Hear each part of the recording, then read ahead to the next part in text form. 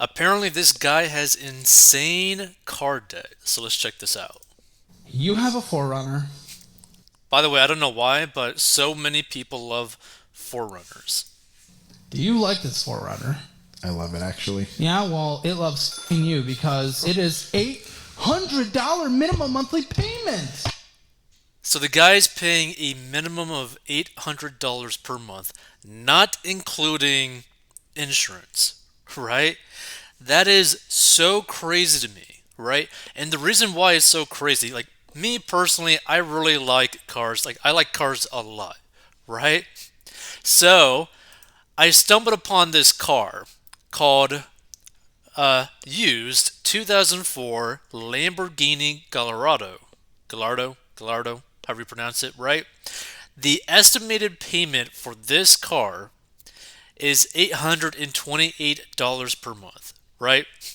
So this Lamborghini, yeah, is old, 2004, whatever, but you could technically get a Lamborghini for $828 per month instead of a Toyota 4Runner that is going to drop in price like crazy. Like this, Lamborghini is, since it's so old, it's already lost so much money in terms of like the depreciation. So like technically speaking, how much lower will it go? Who knows? It's not that bad of a looking car either, right? I mean, look at this thing, right? Not too bad. I mean, if I had like 100 grand just like laying around that I could literally just burn in front of the driveway and whatnot, and not care about it, who knows? Maybe it'd be fun to buy it, right?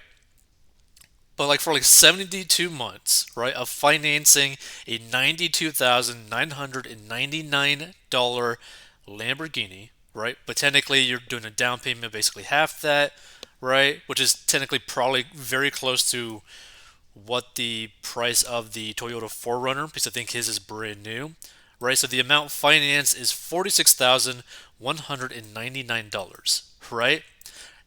But you're basically paying the same amount as you are for that Toyota 4Runner. So, would you rather have a Lamborghini or would you rather have a Toyota 4Runner? To me, personally, I'd probably rather have a Lamborghini just because it'd be probably a little bit more fun, right? But to me, that's just crazy, right? I don't understand personally how people are okay with spending that amount of money for a car, right? Not to mention, like, and like, add a few $100s to this, right? You're basically paying a mortgage for a decent home. Like, I'd rather have a mortgage for a decent home than a Toyota 4Runner that is literally going to be cut in value like crazy after a couple of years.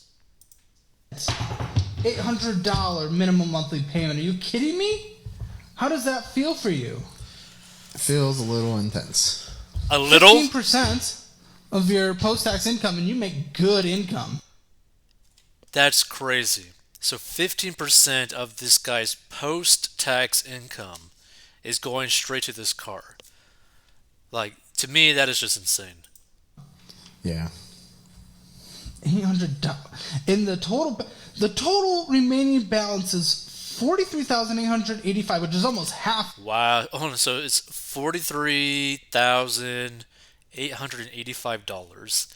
The Lamborghini one, if you were to finance it, $46,199. Like, this is so crazy. 85, which is almost half your annual income. So this one sucks. And this is what's going to take care of your situation more than anything. And I don't think you're going to do this, but this is what you would actually need to do in this situation.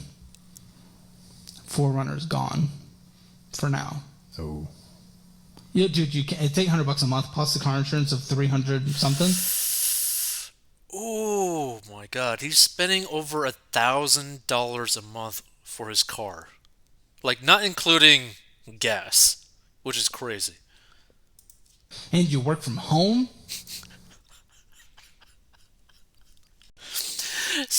Like, this is a perfect comment right here, right? Spending $1,100 per per month on a car when you work from home. Like, what are you doing? And the thing is, this is like way too common for people. It's just like people need to take a step back and really think about their actual situation, right? Are you actually going to be comfortable basically spending over $1,000 a month on just using your car, right? And technically for him, that's not even using the car. That's literally just having the car at his house is costing him $1,100 per month. That's not including gas, that's not including maintenance, that's not including anything, right? To me, that is just insane, right? Because $1,100 monthly is a mortgage payment.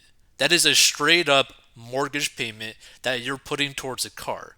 Which, by the way, that car is not making you money, right? If that car was making you money, maybe you could justify it, right? Like maybe you could try to justify it. But when you work from home, the car has nothing to do with what you're doing for a job. It literally makes no sense to be spending that type of money every single month on some stupid car, right? And hold on, let me actually check out what is like the new prices for like Toyota Land Cruisers. So Toyota 4Runner, Toyota 4Runner, blah blah blah blah. The 2023 Toyota 4Runner. It starts off at $40,155. That is disgusting. Let's do black. Yeah. Red. Nah, let's go black. Yeah.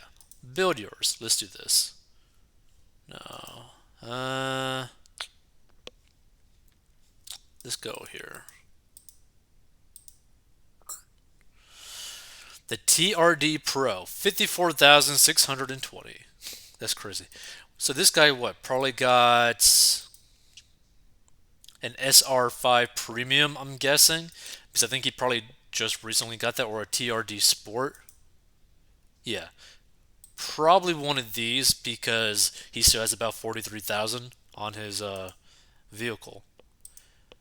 Like, this is crazy. Like, if you wanted the like higher end version of this, you're what, $55,000 in the hole if you were to finance it.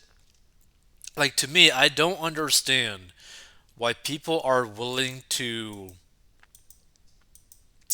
go into debt for things like this, right? Because there's nothing wrong with buying a car that you want to have. But like to really justify buying, let's just say the SR5 Premium, you got to be basically making like double that per year, right? So that is what, $43,215 times 2. So you basically need to be making this $86,430 pre-tax to even remotely justifying buying this car brand new with cash, not financed. Like, if you make less than this, you're in a really bad situation, right?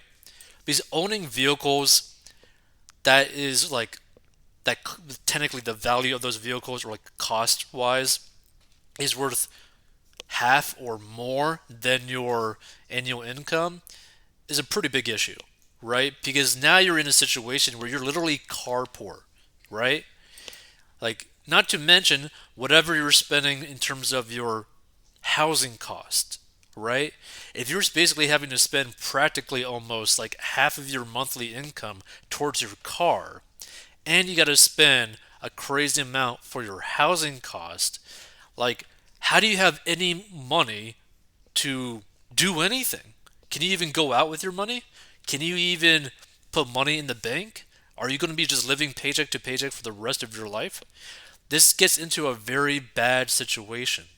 Like, one of the worst financial choices that people can make is by buying a brand new car and financing it, and especially financing a car that they simply cannot afford. I've seen people where they only make 40 grand a year, right? And they're in debt to a car of $40,000 and they're paying it off for 72 months plus, right? You basically turned yourself into a slave. That's basically what happened. And the only way to really get out of that situation is to sell that car, take like a bridge loan in a way. Like, and basically what I mean by bridge loan is that you're basically taking a loan for the difference of what you still owe on that vehicle versus the equity and whatnot. And basically, like, so basically, let's say you're able to sell this car for 30,000, but you're still $10,000 in the hole. You take a loan out for that 10,000 because now instead of being 40 grand in debt, you're only in 10 grand of debt. Now that's still a bad situation to be in, but 40 grand is a lot easier to deal with than 10 grand is a lot easier to deal with than 40 grand, right? It's literally a fourth of what you have to deal with. So it's just something to think about. Like, if you're in a situation where you are struggling financially, if you're like living paycheck to paycheck and you are in debt to a pretty big car debt, if your credit score is somewhat okay, try to get like a loan for the difference between what you could sell that car versus what you owe, because that might be one of the few ways that you could truly end up having some like breathing room. Because if you have to carry this for like years, it's going to cost you like maybe 6 to 8 years to try to pay that off with like an $800 payment, depending on your income. Like, that's just crazy to me. Like, buying a car that you can't afford on debt is literally one of the dumbest financial choices that you could ever make in your whole life.